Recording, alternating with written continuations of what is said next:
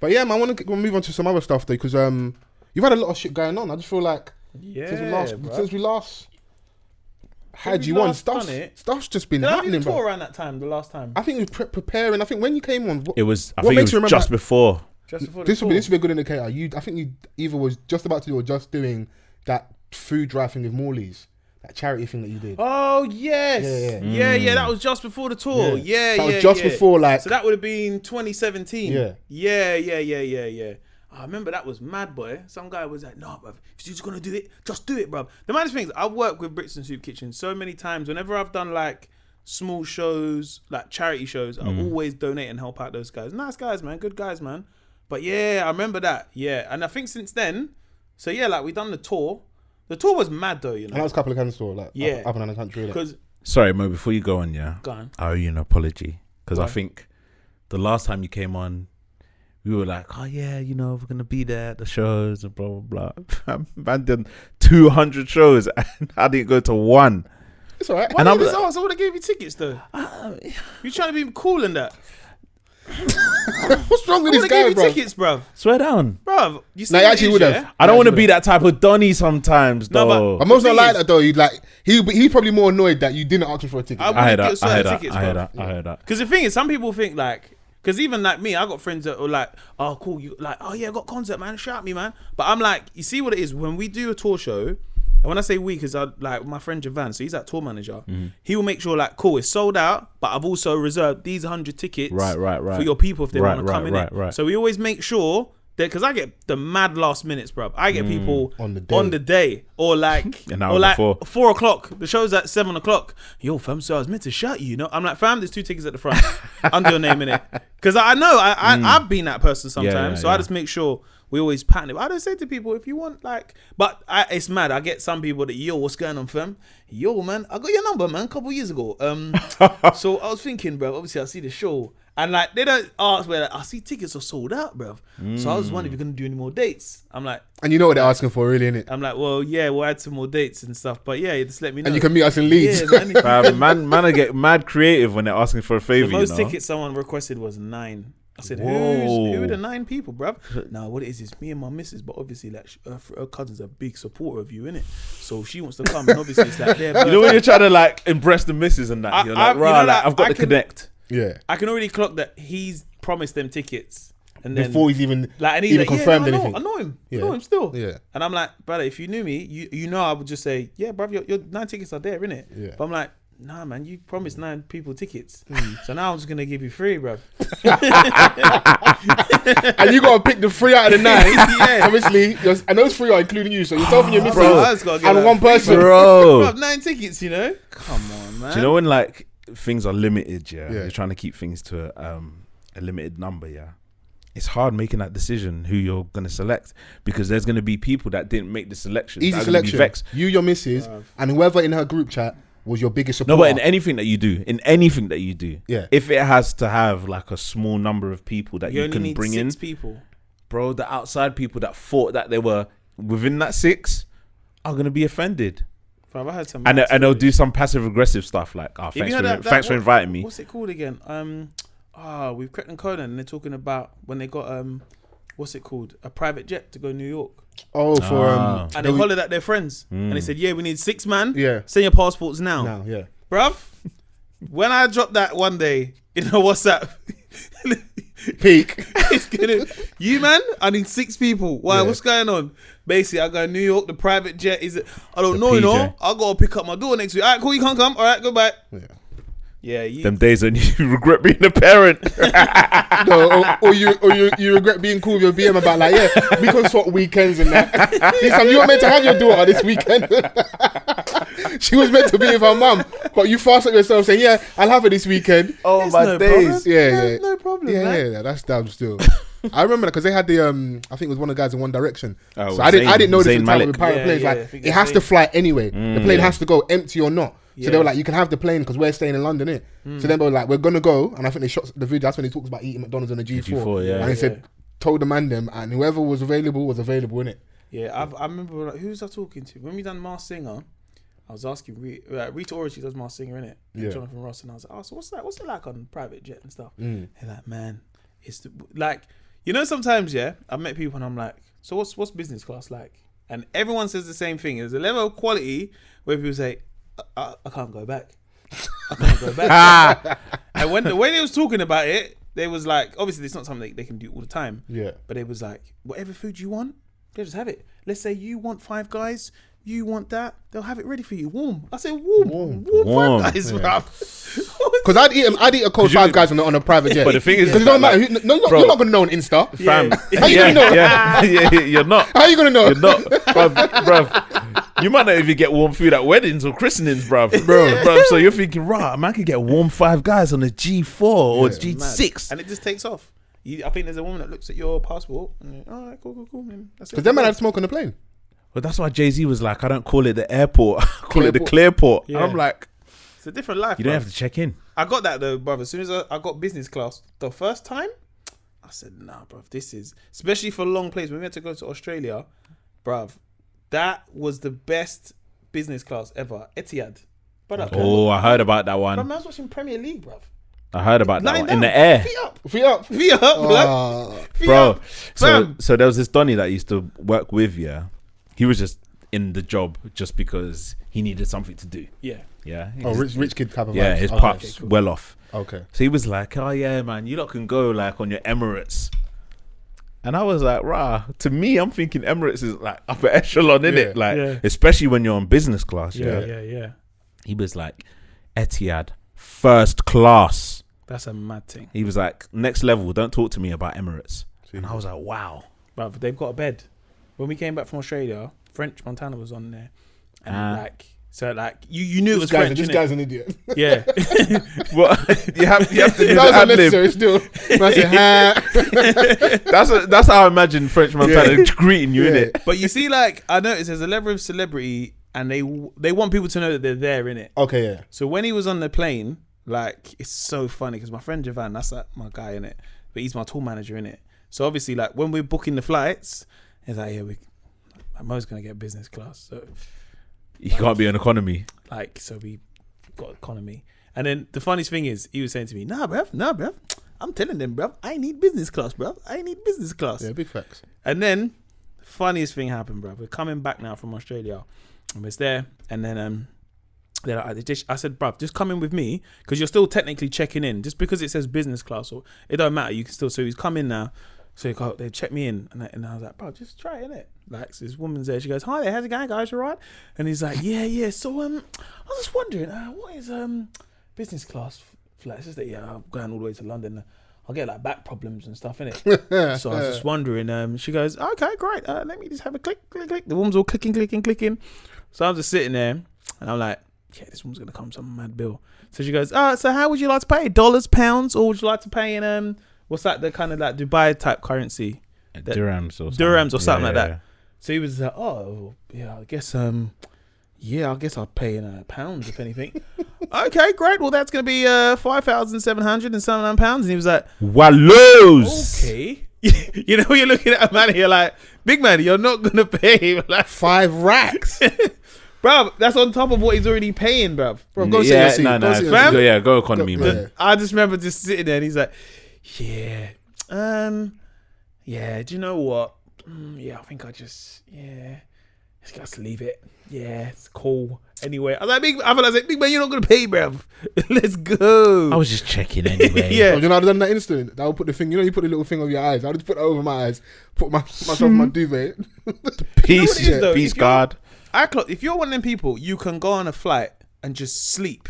Like, you can just like, you're like, cause some people can just go on flights, but I don't care where I sit. Yeah. I know I can sleep for 8 hours. I can't do that, innit? I can't. Cause I'm already there. First of all, I'm sitting in the plane. I'm checking it all out. You're looking at the menu. Okay, there's food and all that stuff. So already, I'm 2 hours in, bruv, and I've done nothing. You know, sometimes I'm gonna watch this on my iPad, and obviously because we changed in Abu Dhabi, they got different Netflix, innit? Okay. So you can download like a whole series. You can have like the whole season of like Walking Dead that we don't have on our Netflix, innit? So you're already like, oh right, cool, I'll watch this, bruv. I'm already activated on the flight, innit? Right. So I'm like, I'm not gonna sleep for like 6 hours. Yeah. I want to sleep. I want to be the Donny that sleeps throughout the entire flight, but I haven't been afforded the luxury of getting decent leg room. So that's why I'm always up.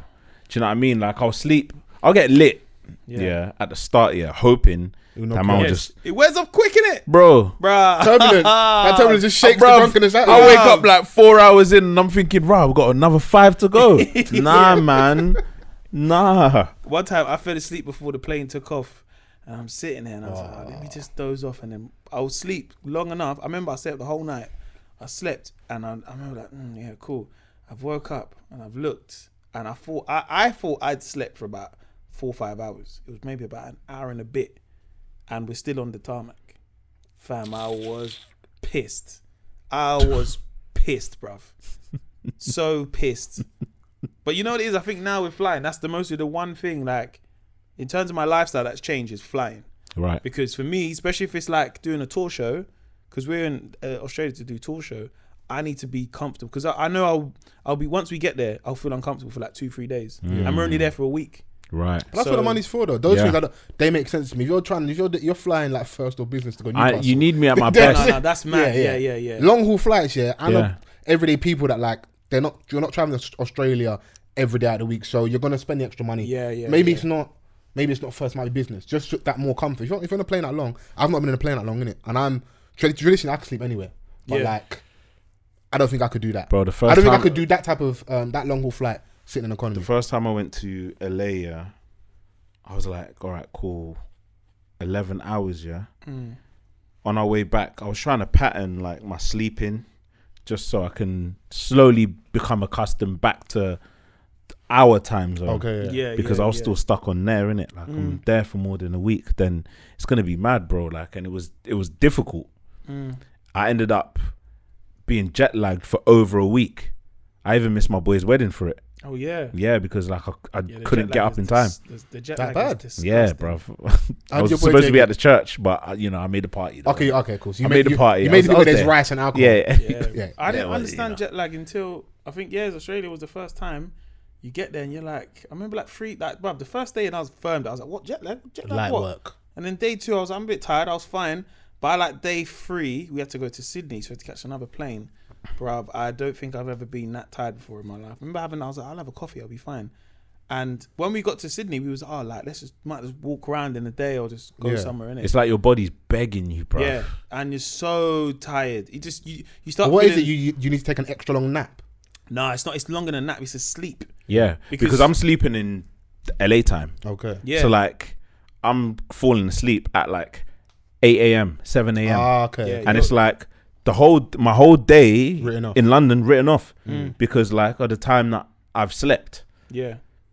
And it's difficult to shift. Yeah, Australia is the worst jet lag you'll ever get. The States, you can kind of... I don't plan on going to Australia, to be fair. Australia's dope, though. You're like Melbourne, bruv. Swear down. No, you're like Melbourne. Melbourne's like a mini London, but it's more multicultural, but the food is banging, bruv. And the spiders are like 10 feet tall. But that's like in the outback. If you go Melbourne or Sydney, it's like, it's just vibes. It's just normal. I would expect that from a major city, though, innit? But you can still catch the odd spider in your house, innit? So I'm just imagining the average. That's what I thought going there. But when we got there, and I'm like, so what? Like that's because you hear the stories. You might just see like a kangaroo in your yard. In the toilet, back to your bum, and then you're dead. You just might just see the kangaroo in your toilet. Dad having a shit. That's horrible. Your whole body just shuts down, but your head is still active. Like you know them venomous ones. Help! You can only move your toes. Bro. Yeah, being caught in the toilet with you, Maz, I'm on it. That's what it is. That's why I was like, I've got no business. But obviously, you've got a reason to be out there, innit? So. No, Australia was sick though, because a lot of people before we went out there was like, you're not gonna like it. People are racist, but bruv, Australia's most favorite. That's been one of the best places I think I've been in the world, especially because we were working out there as well. Yeah, everyone was super friendly. Like I remember we went to this club, So when we were out there, because we were out there with like a kind of tour promoter and stuff. So they had this girl and she was like showing us around. She was like about our age as well, innit? So she was like, oh, like let me know like where you guys want to get food. I'll show you the proper spots, innit? So we went to this kind of like I don't know, like a rave as such, You walked in, I swear to you, brother, it was like something out of Step Up 2, bruv.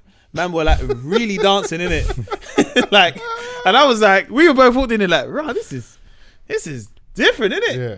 So we walked in there and like it's weird because the vibe is like this. I seen a lot. Like, I was like, bare black youths, innit? So I was like, right, like, I feel like I'm in ends. I'm home. Because like when our perception of black people in Australia, we thinking of Aborigines, innit? But they were just like youths who just look like the man them, innit? And I was looking, and then one guy was like, Mike Gilligan. I was like, but he was black. So I was like, well, go on. And he was like, what you doing here, mate? I normally see you on a Big Nasty show, man. I was like, it's a Big Nasty show? He's like, yeah, man, I love all that stuff, man.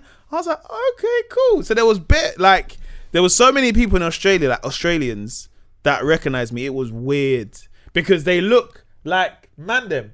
They dress like Mandem. So obviously, like they look like, imagine you. But the internet makes everything smaller, don't it? Yeah, so but it's like, it's just trippy for your head because everywhere else, like you see, but I'm talking like Mandem, bruv. Yeah. Like, so last week, I was talking about Dutch Avelli. He's got Bando Diaries remix. So he went like all to different types of places. The Australian drill. He went Australia. Oh my gosh! And like, what do they call 1-4? Yeah. Brother, these guys are sick. Somebody's in danger. Oh my gosh. Somebody's in danger. Somebody's in danger. Or the dogs, and I've got my ops, bro. These bro, and they're serious, bro. Tomorrow dons, bro. Serious, yes. bro. Like 6'5" man are deadlifting everything, bro. They're the descendants of like the rock. gods. Yeah, bro. That's so mad you said it because I listened to that like last week. I was listening to the gym and I was like, right, okay, let's check this out. And I was listening to that same. There's like a guy from like Pakistani guy. Albanian dons. Like it was mad. But the Australian guy, the Australian drill, serious. brother. I swear to you, listen to it in the gym, bruv. You'll be hyped, cuz because you see at our drill, it's starting to lift things that you can't even lift. Yeah, but that's like that's what I'm like with the Paris stuff. Oh, okay, Them, man, okay. I don't care what they're saying, but I believe every word. Yeah. Well, can you speak French? No, but I just because obviously Tom, Sam, and that they always speak French around me. So I'm catching little words, but like it's the flows and stuff, and there's a lot of African influence as well. Okay, yeah. So that helps in it, but they just sound wavy on those beats, innit? Yeah. So what's like, that French drill or trap? Drill, trap. I got into MHD quite a bit as well. So nowadays there's a big Parisian scene when it comes to music, innit? And obviously they got a big African export over there. So them man are doing it. And they look like Mandem as well. Yeah. But before we were popping like that, like they were the biggest hip hop market outside the US in France. Yeah, French hip hop. It was like they've got special rules with their radio anyway. You have to play a certain amount of local artists. So like, bro, like I was seeing big, like when I used to go to Paris like every year when I was a teenager, like they had big budget videos for like rappers in France, and I was like, rah. Oh wow! Like imagine like if it was over here, like we used to get excited when we were on MTV Base, where over there was the norm. Can you speak French? Yeah. Okay. Fluently, yeah. I mean, I can hold my own. We and them, man, innit? Come on. Yeah, when I'm out there, it's not a problem. Basically, you blend in nice. Yeah, I'm trying to learn a language next year. I learn Spanish. Okay. I don't even know why, but out of the languages, I thought if I'm gonna be somewhere in the world, I think it's like the second or third most spoken language. Isn't I'm not even sure. Yeah. I believe you. I did hear that. Yeah, Spanish. Yeah. That's a difficult one. My cousins in France, they speak Spanish fluently as well. Yeah. They're like, oh yeah, it's easy, and I was like, yeah. No, You find a lot of people that if English is their second language, they always know other language like Italian or something. Like that. Okay. Yeah. I mean, French isn't the only language that I speak. So what else you speak? I speak Lingala. What's that? Congolese. Oh, in Congo they speak French, kind of. They do. Is it kind of Lingala is like the main dialect. It's a bit like patois. That makes sense. You know how like Jamaican, they've got like Jamaican patois. Well, it depends, isn't it? Like if you're French if you're from a certain place, like they pride themselves on like speaking proper French, innit? I see. Okay, that like more so, certain tribes will prioritize speaking French more so than Lingala. Do you know what I'm saying? But then my dad's from Angola, and all his family speak Portuguese. Portuguese, yes, yeah. Is he Portuguese as well? Nah, that one. So you're half Congolese, half Angolan. Yeah. Okay. Can you speak Portuguese though? Nah. Do you know any words in that? A few, but like I couldn't hold a mad conversation. I'm trying to get into Yoruba properly because I can understand it quite well, but I just don't sound as confident speaking it. And I feel like that low key, like an element of shame that I don't speak it well enough, innit? Yeah. But that's something I feel like I have on the raps. But because my dad was like raised in Congo for like, the major part of his like adolescence, like Lingala's not an issue. It was that one language that was spoken in my house, and obviously French will come into play as well. Yeah. And then English. But like when I was a kid, I used to lean away from Lingala, but then as I grew up, and especially when I had my child, it was like I have to. Heritage, innit? I want to keep that within us, innit? So I made an effort to start speaking it more in the house, more so than just English, because we say, Mum, like obviously like school and that, you know, it wasn't necessarily like a thing about knowing or speaking your mother tongue, innit? Yeah. You need that, man. It's like, it's nice to be able to be around your people and communicate with from everyone else. It's like, do your thing. Even though it's rude, definitely, but like you need that little extra, like, I can have my chat over here. I know what we're saying, innit? So